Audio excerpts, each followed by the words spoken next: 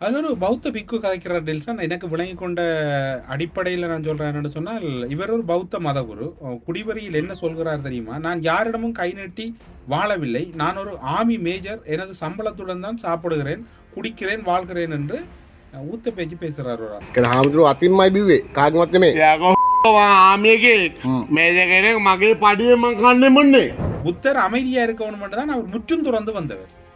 நானா சொல்றேன், இப்ப இந்த பிரச்சனைக்கெல்லாம் தீர்வு என்னன்னா, அந்த புத்த பெருமானே இறங்கி வந்து இவங்க எல்லாத்துக்கும் ஒரு விஷயத்த விளக்கத்தை கொடுத்தா தான் இந்த பிரச்சனைக்கெல்லாம் ஒரு தீர்வு கிடைக்கும். அவரை பிடிச்சி திரத்திடுவாங்க. அப்படி சொன்னா புத்தரை எடுத்துருவாங்க வெளியில. அடுத்த ஜனாதிபதி இவரைதான். அடுத்த ஜனாதிபதி பாருங்க, பாத்துக்கோங்க அந்த மாதிரி. ශ්‍රීලංක ජනාධිපතිතුමා තමයි මේ ඉන්නේ. நாட்டில் ஒரு பிரச்சனையும் இல்ல, ஒரு பிரச்சனையும் இல்லைண்டா ஒரு முக்கியமான பிரச்சனை ஒன்று வந்திருக்கு. நான் சொல்ல என்னது? உடனே வந்து ஒன்னா நீங்க அனுரோக அடிக்கிறீங்க, அனுரோக அடிக்கிறீங்க, எம்பிபிக்கு அடிக்கிறீங்க. நாங்க தொடர்ச்சியா எச்சரிக்கிறோம். இந்த அனுரோக வாழ்த்துன மக்கள் இருக்கு தானே, அந்த மக்களை கூட்டிட்டு வாங்க, நான் பகுப்படுக்கிறேன். நீங்க அதுகளுக்கு சிங்களத்துல சொல்லுங்க, மொக்கு சனங்கள். நீங்க தான் இந்த அனுரோக பழுதாக்குறது நாட்டுல. உங்களுக்கு கொஞ்சமாவது மூளைக்குள்ள ஒன்றும் இல்லையா? கர்ச கேக்குது, நான் கேட்கல. நீங்க டெல்சா உடனே கோவிச்சிட்டீங்க.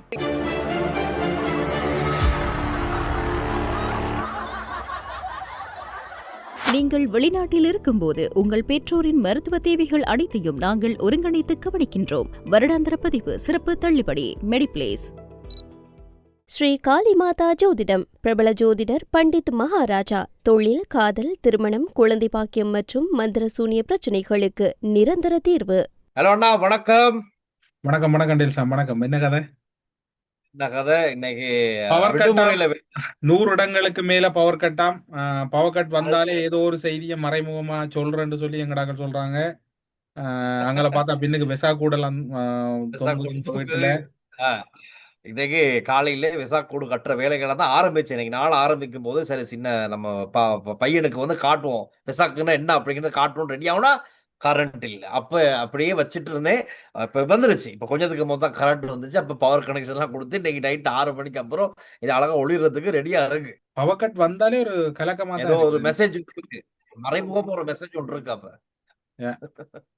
அப்டேட் ஒன்று வந்துச்சு. என்னன்னு சொன்னா, தேசிய மின் கட்டமைப்புக்கு சூரிய மின்சக்தி எதிர்பார்த்ததை விட அதிக அளவு மின்சாரம் உற்பத்தி செய்யப்பட்டதன் காரணமாக தேசிய மின்கட்டமைப்பின் சமநிலையை, மின்கட்டமைப்பின் நிலைத்தன்மையை பேணுவதற்காக தற்காலிகமாக துண்டிக்கப்பட்டிருந்த மின்சாரம் அனைத்து பகுதிகளுக்கும் மீண்டும் வழங்கப்பட்டுள்ளது. National system operator private limited இந்த அறிவிப்பை வெளியிட்டிருக்காங்க. தேசிய மின்கட்டமைப்பில் ஒரு சேமிப்புக்காக இன்னைக்கு அந்த வேலை நடந்திருக்கு. நான் நினைக்கிறேன் அந்த ஓவர் பவர் வந்த டைம்ல ஏதோ ஒரு சிஸ்டம் இஷ்யூ வந்து நினைக்கிறேன். அப்புறம் என்ன டெல்சன், ஒரு சர்ச்சைக்குரிய பௌத்த துறவி தொடர்பில் அதிரடி நடவடிக்கை ஒன்று எடுக்கப்பட்டிருக்கு. அதுக்கு தற்காலிக நியமனங்களும் இடம்பெற்றிருக்கிறதா கூறப்படுது. அது தொடர்பாக அதுதான் உண்மைக்குமே அதுதான் சொல்றது, பவர் ஆஃப் சோசியல் மீடியான்னு. இப்ப சோசியல் மீடியா தான் இந்த மாற்றத்தையே பண்ணிருக்குன்னு சொல்லலாம். ஏன்னா சோசியல் மீடியாவுல அதுக்கு சோசியல் மீடியான்றீங்க. அந்த ஃபாதர் யூட் நிஷாந்தவையும் அவரையும் மாத்திட்டாங்களா? அப்ப அது உறுதி. மாத்தலண்டாலும் மரப்பறிக்க விடுங்க, மாத்தினாலும் மரப்பறிக்க விடுங்க. ரெண்டுக்கும் நீங்க நாங்க கேள்விப்பட்டதை சொல்றோம். ஆமா. அது வகையில் அட்டமஸ்தானத்தை பத்தி பல்லேகம ஏமரத்தன தேரர் சிறுமி ஒருவரை பாலியல் துஷ்பிரயோக குற்றச்சாட்டுகளுக்கு எதிராக தாக்கல் செய்யப்பட்ட வழக்கில் நீதிமன்ற தீர்ப்பு வழங்கும் வரை அட்டமஸ்தானத்தின் பணிகளை தற்காலிகமாக கவனிப்பதற்காக வடமத்திய திசையின் பிரதம சங்கநாயக்கரும் ருவான்வெளி சைத்தியாராமாதிபதிகாரியமான வணக்கத்திற்குரிய ஈத்தல வெடுனு வெவ ஜானதிலக்கு நாயக்க தேரர் தற்காலிகமாக நியமிக்கப்பட்டிருக்கதா கண்டி மல்வத்து மகா விகாரை பிரிவு அறிவிச்சிருக்கு. அதனால இந்த வழக்குல ஒரு தீர்ப்பு வரும் வரை இந்த நடவடிக்கையை எடுத்திருக்காங்க. கதை முடிஞ்சு நீ தீர்ப்பு வர வரைக்கும் அவருக்கு கதை முடிஞ்சுதான். தீர்ப்பு வந்ததுக்கு அப்புறம் தான் கதை தொடரும். விசாரணை நீதிமன்றத்துல கணக்க படிமுறை இருக்கு தானே.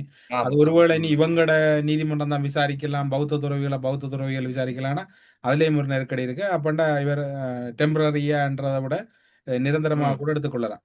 சரி ஆனா இந்த மின் கட்டமைப்பு சம்பந்தமா இன்னொரு அப்டேட் எனக்கு கிடைச்சு, அதை சொல்ல மாட்டேன். நாளையும் சூரிய மின்கல செயற்பாட்டை நிறுத்தி வைக்கணும்னு ஒரு அறிவிப்பு விட்டுருக்காங்க.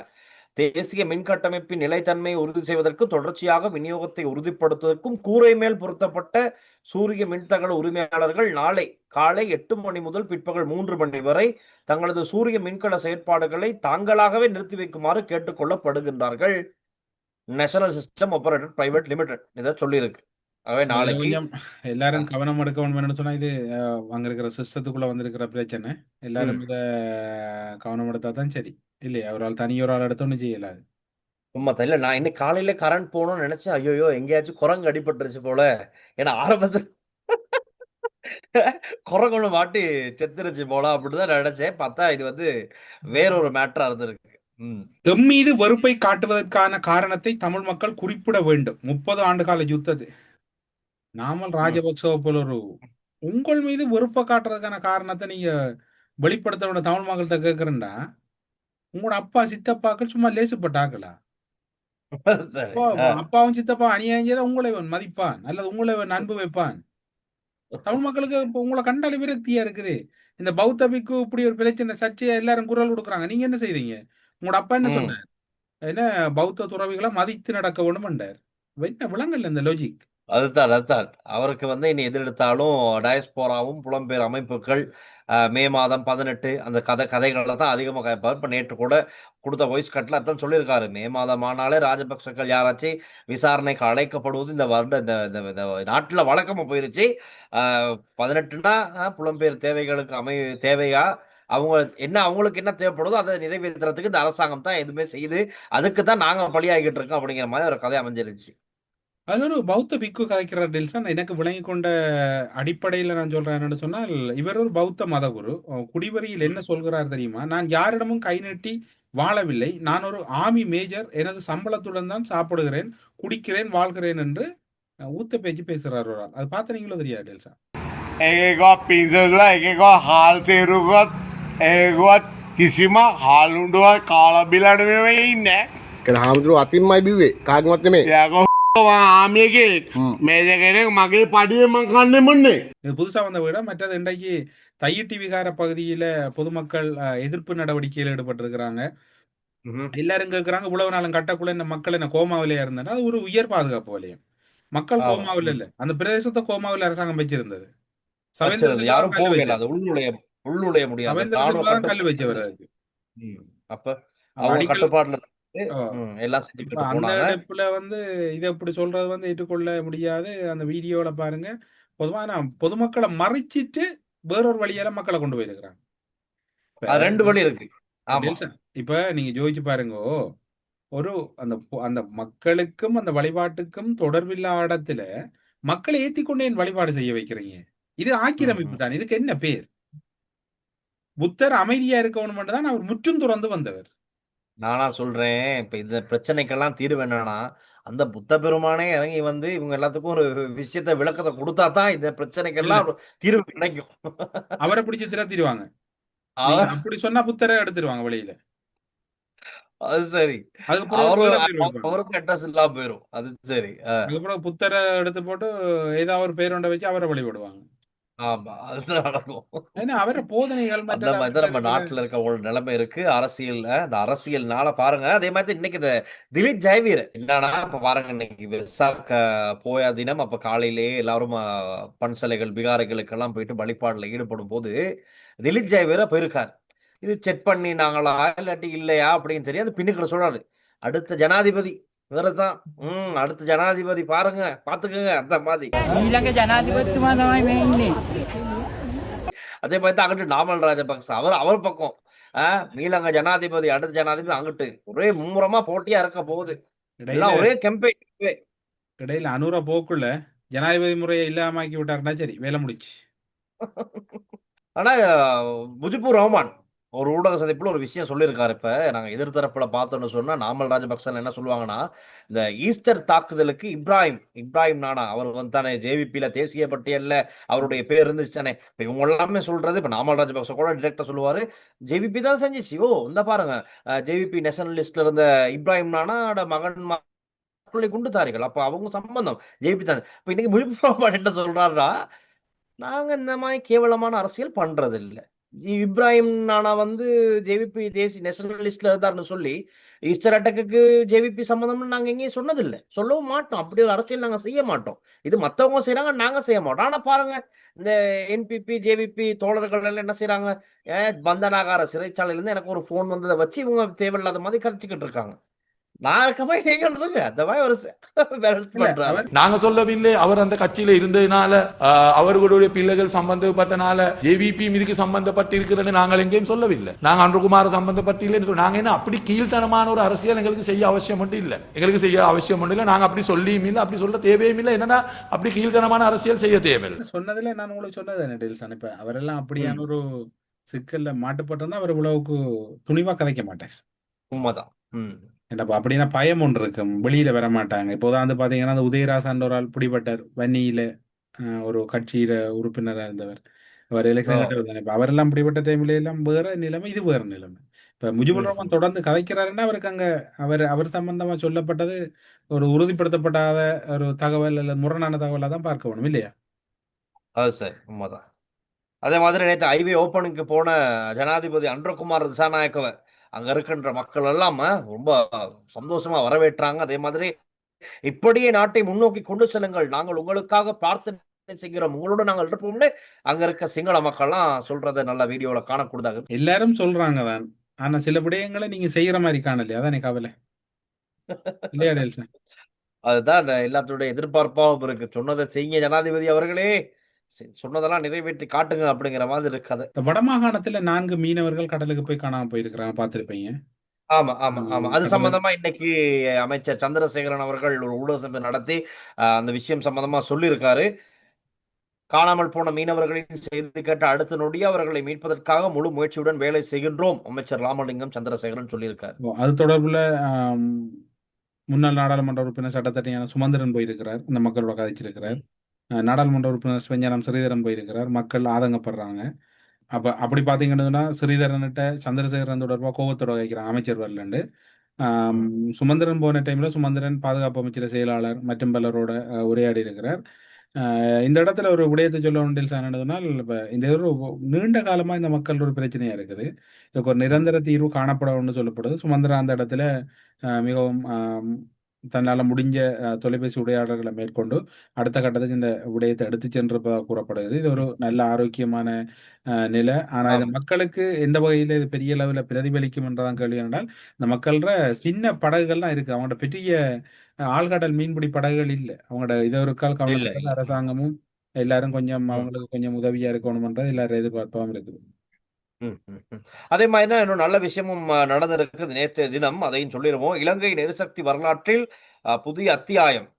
மின்கல ஆற்றல் சேமிப்பு அமைப்பின் 2வது தொகுதியான 60 பேஸ் மெகாவாட் மின்கல தொகுதி நேற்றிரவு நாட்டை வந்தடைந்தது. ஏற்கனவே 20 மெகாவாட் நாட்டை வந்தடைந்தமை குறிப்பிடத்தக்கது. நாட்டில் ஒரு பிரச்சனையும் இல்ல, ஒரு பிரச்சனையும் இல்லைண்டா ஒரு முக்கியமான பிரச்சனை ஒன்று வந்திருக்கு. நான் சொல்ல என்னது உடனே வந்துடுறாங்க, ஒன்னா நீங்க அனுரோவுக்கு அடிக்கிறீங்க எம்பிபிக்கு அடிக்கிறீங்கன்னு.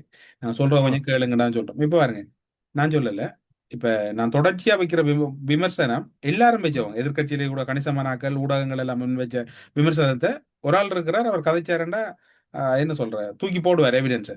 இப்ப நாங்களும் எவிடன்ஸோட காய்ச்சினாங்க.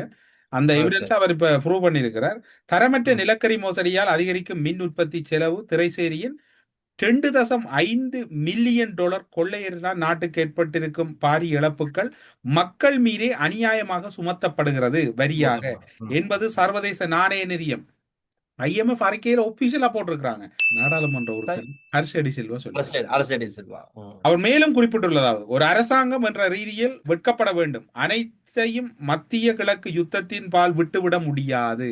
நான் அண்டு கிடைச்சு நாங்க ஞாபகம் கடையில் என்ன நிலைமை எல்லாத்தையும் நீங்க மத்திய கிழக்கு தள்ள இயலாது, டொலர் நெருக்கடியை தள்ள இயலாது, நீங்க சொல்றது முரண்பாடா இருக்கின்ற பொருளாதாரத்தை விரிவுபடுத்தும் தொலைநோக்கு பார்வை இல்லாத அரசாங்கம் இறுதியில் அனைத்து சுமைகளையும் IMF-இன் தாளத்துக்கு ஆடிக்கொண்டு மக்கள் மீது சுமத்துவது வருத்தம் அளிக்கிறது. நாணய நிதியம் கூறும் அனைத்தையும் செய்ய வேண்டியிருப்பது நாணய நிதியத்தின் பேச்சுவார்த்தை மட்டத்தில் செல்வாக்கு செலுத்த முடியாத ஒரு அரசாங்கமாக இருப்பதனாலாகும். நாடு மீண்டும் பானையிலிருந்து அடுப்பில் விழுந்த ஒரு பாதையில் தான் பயணிக்கிறது. இதனை நாம் எந்த வகையிலும் எதிர்பார்த்த ஒன்று அல்ல. தற்போது எரிபொருளுக்கும் மின்சாரத்துக்கும் வழங்கப்பட்டுள்ள அனைத்து மானியங்களும் செப்டம்பர் மாத இறுதிக்குள் அல்லது ஒப்புக்கொள்ளப்பட்ட $100 மில்லியன் முடியும் போது ரத்து செய்வதாக அரசாங்கம் உறுதியளித்துள்ளது. மக்களுக்கு அதிகரிக்க போகும் பாரிய சுமை. உங்களுக்கு ஒரு செய்தியா தான் சொல்றேன், நாங்க தொடர்ச்சியா எச்சரிக்கிறோம். இந்த அனுரவ வாழ்த்துன மக்கள் இருக்கு தானே, அந்த மக்களை கூட்டிட்டு வாங்க, நான் வகுப்படுக்கிறேன், நீங்க அதுகளுக்கு சிங்களத்துல சொல்லுங்க, மொக்கு சனங்கள் நீங்க தான் இந்த அனுரவை பழுதாக்குறது நாட்டுல. உங்களுக்கு கொஞ்சமாவது மூளைக்குள்ள ஒன்றும் இல்லையா? கர்ச கேக்குது, நான் கேட்கல. நீங்க டில்சான் உடனே கோவிச்சிட்டீங்க. ஆ பாருங்க அடுத்த டில்சான். இப்போது நிலைமை இப்படித்தான் உள்ளது. சர்வதேச நாணய நிதியம் உறுதிப்படுத்திய 100 மில்லியன் ரூபாயில் எரிபொருளுக்கு 56 மில்லியன் ரூபாய், மின்சாரத்துக்கு 15 மில்லியன் ரூபாயும் மட்டுமே உள்ளது. மற்றவை உரம், அஸ்பஸ்ம போன்றவற்றுக்கு கொஞ்சம் கொஞ்சமாக உள்ளது. எனவே இப்போது கூட ஒரு வகையில் இந்த மானியங்கள் முடிவடைந்து வருகிறது. இதனால் மின்சார கட்டணம், எரிபொருள் விலை மறுசீரமைக்கும் போது சில வேளைகளில் ஓரளவுக்கு இது அதிகரிக்கலாம். ஆனால் இதைவிட அதிகமாக உயரும். ஏனெனில் மிக அதிக விலைக்கு எரிபொருளை கொள்வனவு செய்கின்றனர். தரமற்ற நிலக்கரியால் உற்பத்தி செய்யப்படும் மின்சார அளவு குறைவாக உள்ளதனால் அதற்கு பதிலாக எரிபொருள் மின்சாரத்தை உற்பத்தி செய்ய வேண்டிய கட்டாய தேவை இலங்கை அரசாங்கத்தில் இருக்கிறது. எரிபொருளை மிக உயர்ந்த விலைக்கு கொள்வனவு செய்வதாலும் எரிபொருளுக்கான மானியம் நீக்கப்படுகின்றதென்றால் மக்கள் மீது மீண்டும் ஒரு முறை பாரிய சுமை பாய தயாராகிறது. அது செப்டம்பர் மாதத்துக்குள் மக்களை அமிழ்த்த போகிறது அல்லது தாழ்த்த போகிறது. அதிலிருந்து தப்பித்துக் கொள்ள அனுரவுக்கு எந்த விதத்திலும் சாத்தியம் இல்லை. திரும்ப நான் சொல்றேன் டெல்சான், ஹர்ஷ சொன்னதுதான். அனுர இந்த மைக்குக்கு முன்னு போயிட்டு காய்ச்சா பூச்சாண்டு கத்துறதை விட்டு போட்டு உற்றுப்படியா நாடு உருப்படுறத பற்றி பார்க்கணும். சரியா? அரசியல் செய்யாம நாட்டை பற்றி பாருங்க. விளங்குதா? இப்ப நாடு எடுக்க வேண்டிய முடிவுகளை எடுக்கணும். அண்டு 700 ரூபாய்க்கு டீசல் விக்க வேணும் என்று சொன்னது 650 ரூபாய்க்கு டீசல் போகுது. என்ன கதைக்கிறீங்க? நடக்கதான் போகுது. ஏன்னா இப்பவே எங்க எல்லாம் உங்களுக்கு கிட்டத்தட்ட என்ன குக் பண்ண தெரியாம நீங்க குக் பண்ணி கொண்டிருக்கிறீங்க. சமைக்க தெரியாது உங்களுக்கு. இதைத்தான் அண்டைக்கு எல்போட்டு சொன்னவங்க இவங்க. நான் அதை ஏற்றுக்கொள்ளல. அவங்களுக்கு டைம் டீல்சான் எல்லாம் நல்லா தான் இருந்தது இவங்களுக்கு. இவங்ககிட்ட இருக்கிற என்ன சொல்றேன், நெரோம் மைண்ட் தான் இந்த நிலைமை என்ன சொல்லுது ஹர்ஷ. நான் உண்மையா ஒரு நல்ல ஒரு எதிர்காலம் ஒன்று தான் பார்த்தேன் நான் வந்தோண்டு. ஏன்னா அப்படி அனுர இல்ல ஒப்போசிஷன்ல கூட அப்படித்தான் இருந்தது. ஒப்போசிஷன்ல இருக்க கூட கத்தாவனம் கொந்தாய் கவர்மெண்ட் வந்தோடனே வெட கொந்தானே. ஓ உங்கள்ட்ட இருக்கிற அத்தனை பேரும் ஆரன்னு சொன்னா அவங்க பேச்சு போட்டிக்கு வந்தாங்க. உங்களோட நான் வாரு அமைச்சரவை பேச்சாளராக இருக்கக்கூடிய நலிந்த ஜேதிஸ் என்ன சொன்னவர், திடீரென்று உள்ளூராட்சி சபை தேர்தலை வச்சா எங்களாலையும் அதை எதிர்கொள்ள முடியாது. என்ன காரணம் தெரியுமா? உள்ளூராட்சி சபை 100 பேர் வந்து பார்லிமெண்ட்டுக்கு வந்துட எம்பியா, அவங்கள பிள்ளை இல்லை. இந்த நாட்டை எப்படி கொண்டு முடிக்க போறீங்கன்னு விளங்குதில்லே. முழு சாமானுக்கும் விலை கூட்ட உண்டு. அஸ்வஸ்ம மற்றது 15 மில்லியன் இது மின்சாரத்துக்கு மானியம், 57 எரிபொருள் மானியம் கொடுத்த என்ன செய்யற? IMF-ல புள்ள இல்ல டீல்சான். திரும்பவும் சொல்றேன், இவங்களுக்கு அளவு கொடுத்தது. இப்ப குவாலிட்டி இல்லாத நிலக்கரி இறக்குனா ஒரு 1000 வோல்டேஜ் மின்சாரத்தை தரக்கூடிய ஒரு குறிப்பிட்ட தொகை நிலக்கரியில இவங்களுக்கு எவ்வளவு கிடைக்குது? இப்ப 280 தான் கிடைக்குது. 750 மைனஸ் குவாலிட்டி இல்ல. அப்ப இது எங்க வரும்? சனத்துக்கு வரும். இந்த நாட்டு கொஞ்சம் உணர்வு. சும்மா வந்து இப்ப பாருங்க, இத மக்களை திசை திருப்புறதுக்கான ஒரு முழுட மீட்டிங் போறாரு. நீ வடிவ பாருங்க. இது ஒன்றும் இல்லை. அனுர குமார திசாநாயக்காவில இது முடியும். நான் திரும்பவும் சொல்றேன், இந்த டெல்வின் சில்வா அந்த ஜேவிபி கதையெல்லாம் தூக்கி எறிஞ்சு விட்டு இமீடியட்டா வந்து ஒரு நல்ல டிப்ளமேட் அல்லது நல்ல எஜுகேட்டட் ஒப்போசிஷன்ல இருக்கிறார்களையும் கனெக்ட் பண்ணி ஒரு கவர்மெண்ட் ஃபார்ம் பண்ற வேலையை பாருங்க. அவசரமா எடுக்க வேண்டிய தீர்மானங்கள் எடுத்தே ஆகணும். இப்ப இது வந்து அரசியல் பண்றதை விட நாட்டின் நலன் எதிர்காலம் உங்களோட ஒரு குற்றமே சொல்லல. இப்ப நீங்க களவெடுக்கல, நீங்க பொய் சொல்லல, ட்ரெண்டும் செய்தவன நீங்க என்னென்று வழி நடத்துறது ஏன் நிக்கிறீங்க நாட்டை? ஹர்ஷ கிட்டத்தட்ட டேல்சான் ஹர்ஷ டெண்டர் அக்கிழமை அமெரிக்காவில் நண்டவர்.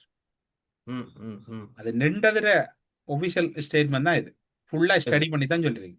ஸ்டடி பண்ணி எல்லாம் பார்த்துட்டு அங்க இருந்து இலங்கையை பார்த்திருக்காரு. இலங்கையில என்ன நடந்துகிட்டு இருக்கு, என்ன நடந்துச்சு, இனி என்ன நடக்க போகுது. இலங்கையில முழு ஃபைலும் வந்து IMF ஆபீஸ்ல கிடக்குது. அங்கத்தான் கிடக்கு. இவர் அங்க போயிட்டு எல்லாத்தையும் பார்த்துட்டு வந்து இங்க இருந்து பாக்குறாங்க சரி, அந்த அங்க இருந்து பாக்குறாங்க சரி. அதனால அரசடி சில்வாவினுடைய அந்த உரை, இந்த கதையை வந்து கொஞ்சம் கவனத்தில் எடுக்கணும் அரசாங்கம். எடுத்து அதற்கேற்ற மாதிரியான முடிவுகளை இந்த வசனம் தான் மிக முக்கியமானது டெல்சான். எரிபொருளை மிக உயர்ந்த விலையில் கொள்வனவு செய்தாலும் எரிபொருளுக்கான மானியம் நீக்கப்படுகிறது என்றால் மக்கள் மீது மீண்டும் ஒரு முறை பாரிய சுமை பாய்ச்சலாக மாறப்போகிறது. அதிலிருந்து தப்பித்துக் கொள்ள அனுர எந்த விதத்திலும் சாத்தியமில்லை என குறிப்பிட்டுள்ளார். தப்பிக்கிறதுக்கு வாய்ப்பே இல்லை, எங்கேயும் ஒரு லூப்பே இல்லை. அதான் என்ன செய்ய போறாங்களோ தெரியாது. இப்ப இன்னைக்கு 30ஆம் தேதி, இன்னைக்கு அல்லது நாளைக்கு எரிபொருள் விலையில ஒரு மாற்றம் கட்டாயம் வந்தே ஆகணும். நார்மலா மாத இறுதியில தான் அந்த மாற்றம் இடம்பெறும். அப்ப இன்னைக்கு நைட் இல்லாட்டி நாளைக்கு அந்த மாற்றத்தை தெரிஞ்சு கொள்ளக்கூடியதாக இருக்கும். எப்படியும் கொஞ்சம் சுமையா தான் இருக்க போகுது. அடுத்து விலை உயர்வு எரிபொருளுக்கு விலை உயர்ந்தால் அது இன்னும் ஒரு பாரிய சுமையா தான் மக்களுக்கு மாறப்போகுது. ஓகே டில்சன், அடுத்த என்னன்னு சொன்னா, வவுனியா மாவட்டத்தில் தற்போது அரசாங்க அதிபராக இருக்கக்கூடியவர் கிழக்கு மாகாண பிரதம செயலாளராக செல்றார். கிழக்கு மாகாண பிரதம செயலாளராக சேர்ந்தா வட மாகாணத்துல பல பேர் தகுதியோடு இருக்கிறாங்க மாவட்ட அரசாங்க அதிபராக வாரதுக்கு. ஆனா அதை தவிர்த்து வேறொரு இடத்திலிருந்து ஒரு சிங்கள அதிகாரி இலங்கை நிர்வாக சேவையில் இருக்கக்கூடியவர் மாவட்ட செயலாளராக வர்றதுக்கான அமைச்சரவை பத்திரம் தாக்கல் செய்யப்பட இருக்கிறதா கூறப்படுது. இந்த தகவலையும் குறிக்கொண்டு இதை ஒன்றும் வேற ஒன்றும் சொல்றதுக்கு இல்லை. எனவே டில்சன், நல்லபடியா பைசாக்க கொண்டாடுங்க. போயிட்டு வாங்க. பாய் பாய் பாய் பாய்.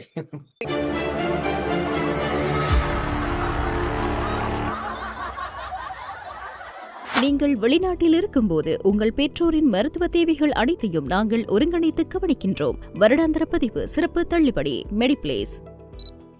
ஸ்ரீ காளிமாதா ஜோதிடம். பிரபல ஜோதிடர் பண்டித் மகாராஜா. தொழில், காதல், திருமணம், குழந்தை பாக்கியம் மற்றும் மந்திர சூனிய பிரச்சனைகளுக்கு நிரந்தர தீர்வு.